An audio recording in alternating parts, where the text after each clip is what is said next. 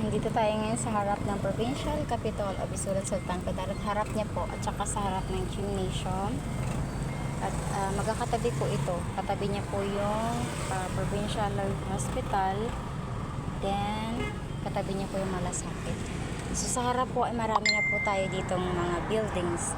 So, dito po sa malapit po dito na area, may mga binibenta po kami na lot for installment. Ready to occupy na po kasi may mga mohon.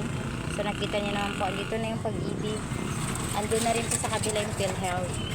So, dito na po, pag mag-avail kayo dito, magpo-progress na po talaga dito na lugar. So, kung dito kayo maka-avail, habang mura pa po yung mga lote, 45K per